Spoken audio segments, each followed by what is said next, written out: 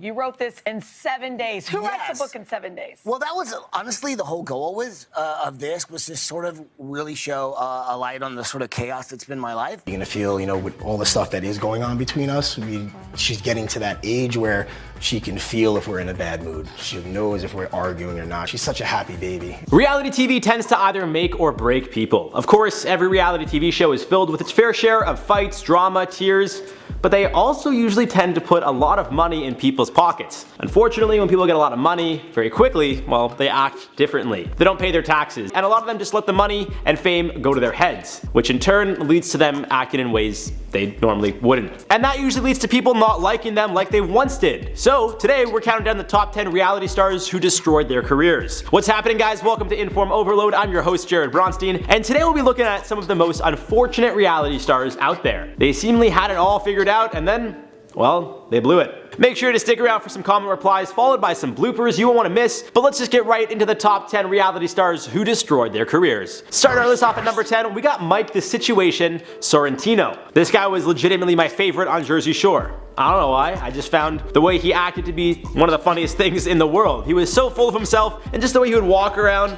and dance the club and talk to girls, it was just all so entertaining. I couldn't not like the guy. Unfortunately, following his insanely successful days of being on Jersey Shore, which allowed him to buy a $200,000 Ferrari, the Situation found himself in a tough situation.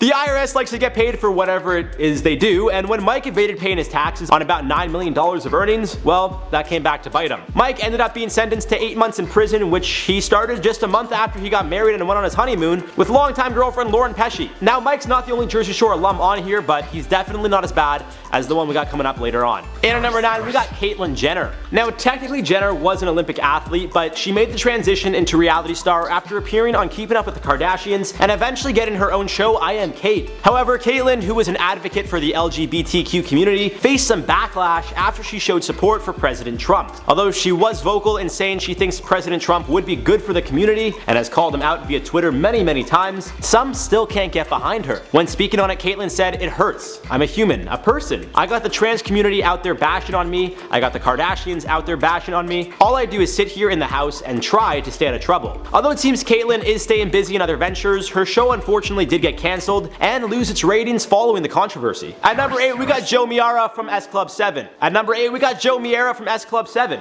I said it two ways because I don't know which way is the right one. Now, she found fame obviously with the band S Club 7, but after they fell off, she went to reality TV in hopes of reviving her career. And her antics certainly got people talking for all the wrong reasons. While appearing on Celebrity Big Brother, Joe, along with some other contestants, made some rude and racial comments toward another contestant, Shilpa Shetty. Following the contestants getting evicted, there was some serious backlash with agencies and corporations canceling their contracts with those involved in the incident. Following the show's airing, Joe has gone on to perform in nightclubs and universities with 2 other former S Club members. The name of this new band?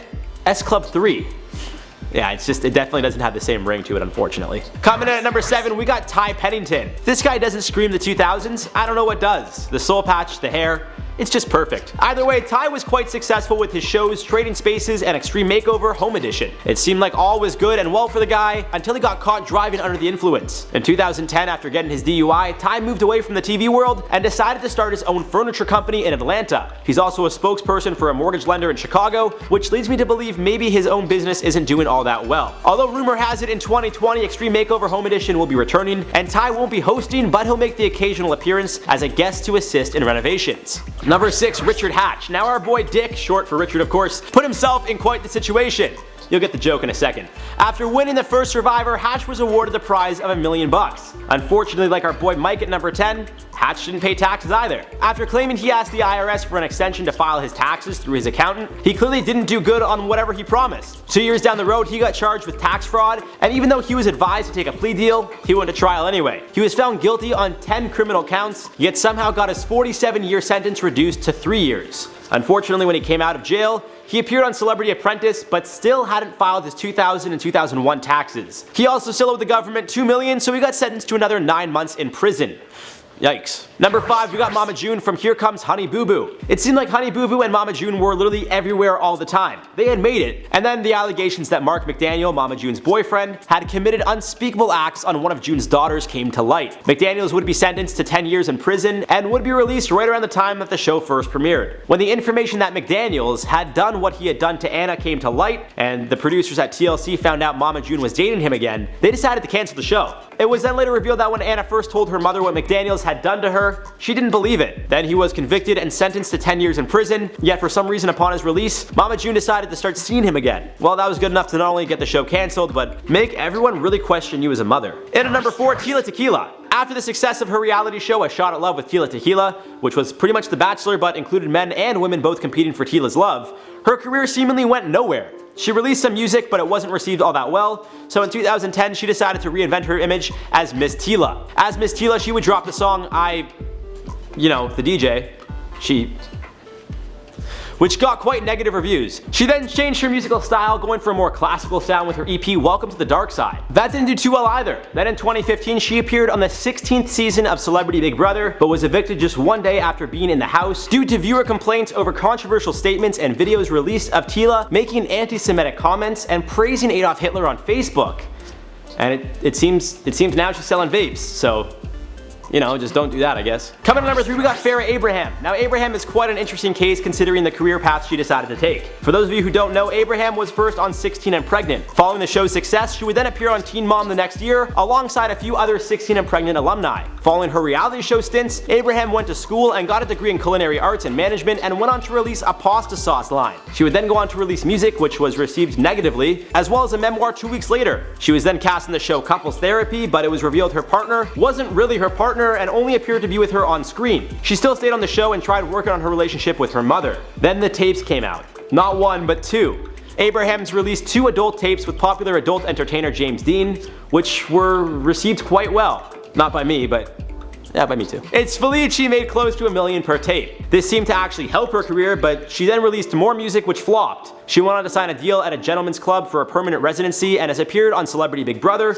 but it seems the height of her career is in the past. At number 2, we got Ronnie OrtizMagro from Jersey Shore. Like many of the Jersey Shore cast members, Ronnie seemed to have a promising career ahead of him. Unfortunately, unlike Pauly D and Snooki, he wasn't able to translate the reality show's success to much. After the show ended in 2012, Ronnie would go on to appear on the reality series Famously Single in 2017. That same year, he'd announced his girlfriend Jen Harley was pregnant with their daughter. The following year, Ronnie would appear on Celebrity Fear Factor and Jersey Shore Family Vacation, but neither were received as well as Jersey Shore. In 2019, Ronnie would check into a month-long rehab for alcohol and depression and had been on and off with Harley at the time. Then in October of 2019, Magro would get arrested and charged with felony domestic violence after a physical altercation with girlfriend Jen Harley. She most recently accused him of cheating and lying, so I don't know, things aren't looking so good for him right now.